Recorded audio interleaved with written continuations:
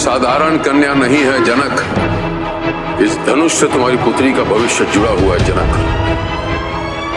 ये धनुष निर्धारित करेगा कि भविष्य में सीता का योग्य वर कौन।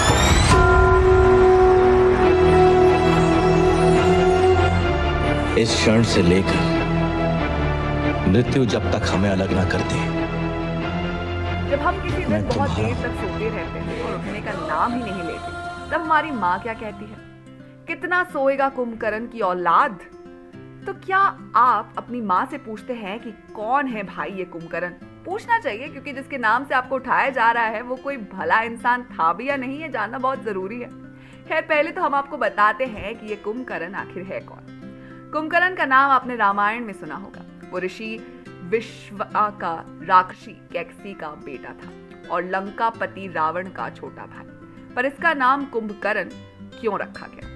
क्योंकि सिंपल सा नाम भी तो रख सकते थे। दरअसल कुंभ यानी कि घड़ा और कर्ण मतलब कान। सबके कान बहुत ही बड़े थे, इसीलिए इसे कुंभकर्ण कहा जाता था।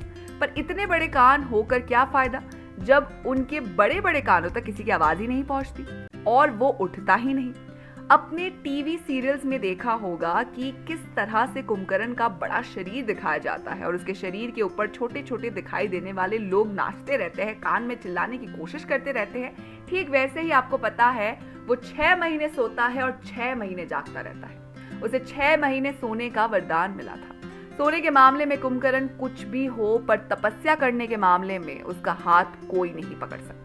वो अपने भाई विभीषण और रावण की तरह एक दिन तपस्या कर रहा था, तभी ब्रह्मदेव इन तीनों की तपस्या से खुश हुए। जब ब्रह्मदेव कुंभकर्ण के पास पहुंचे तब उन्होंने देखा कि वो पूरी दुनिया का खाना एक साथ खा सकता है। इसलिए ब्रह्मदेव ने उसकी मति भ्रष्ट कर दी और तब कुंभकर्ण ने 6 महीने सोने का वरदान मांग लिया, जो ब्रह्मदेव ने उसे दे भी दिया। अच्छा है ना, ये 6 महीने सोता रहेगा तो उतना खाना बाकियों को खाने का मौका मिलेगा। अब इसे लेकर दूसरी बात ये बताई जाती है कि इंद्रदेव कुंभकर्ण से थोड़े से जलते थे। वर मांगने के दौरान उन्होंने कुंभकर्ण की मति को भ्रष्ट कर दिया और कुंभकर्ण ने इंद्रसेन की जगह निद्रासेन कह दिया, जिसे ब्रह्मदेव ने आशीर्वाद के तौर पर पूरा किया। श्री राम जी का रावण के साथ हुआ घमासान युद्ध तो सबको पता ही है, पर कुंभकर्ण का जब श्री राम जी से युद्ध हुआ तब क्या हुआ था?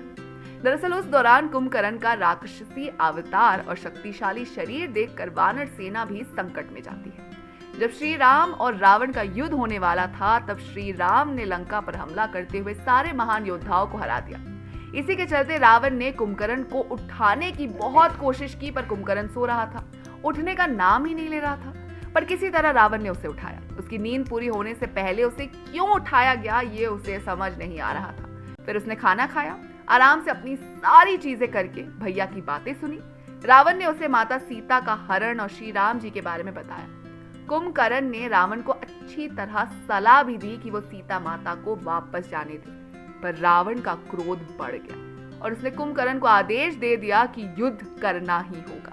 कुंभकर्ण युद्ध भूमि पर गया तो सब लोग डर गए। तब लक्ष्मण जी ने राम से अनुमति मांगी और वो लड़ने चले गए। कुंभकर्ण ने उन पर त्रिशूल से वार करने की कोशिश की, पर हनुमान ने उस वार को रोक दिया। कुंभकर्ण महाराज सुग्रीव को बंदी भी बनाकर ले जाने की कोशिश कर रहा था। फिर राम से युद्ध भूमि पर आ गए। जब कुंभकर्ण राक्षस जरूर था, पर वो नारायण का भक्त भी था और उसे राम के रूप में नारायण ही नजर आ रहे थे। पर रावण के आदेश का मान तो उसे रखना ही था। फिर प्रभु श्री रामचंद्र जी के कुंभकर्ण पर इंद्रास्त्र चलाया और उसकी दोनों भुजाएं काट डाली। इसके बाद ब्रह्मदंड चलाया, जिसकी वजह से कुंभकर्ण का मस्तक समंदर में जाकर गिर पड़ा और आखिर में कुंभकर्ण का पेट काटकर उसे अलग कर दिया गया, जिसकी वजह से कुंभकर्ण की तुरंत मौत हो गई। वैसे जब गलती से कुंभकर्ण ने निद्रासन का वर मांगा तो बाद में उसे इस बात का पश्चाताप हुआ और उसने ब्रह्मदेव जी से बात भी की। फिर ब्रह्मदेव ने उसे कहा कि तुम एक दिन में जागकर 6 महीने सोते रहोगे और जब कोई तुम्हें जबरदस्ती उठाएगा उसी दिन तुम्हारा अंत होगा। अब रावण ने वही किया, अपने युद्ध के लिए कुंभकर्ण को जबरदस्ती उठाया और उसकी मौत हो गई। तो अब प्रभास की फिल्म आदि पुरुष आने वाली है और वो श्री राम जी का किरदार निभा रहे हैं। तो देखते हैं कि कुंभकर्ण के किरदार में आखिर कौन नजर आए।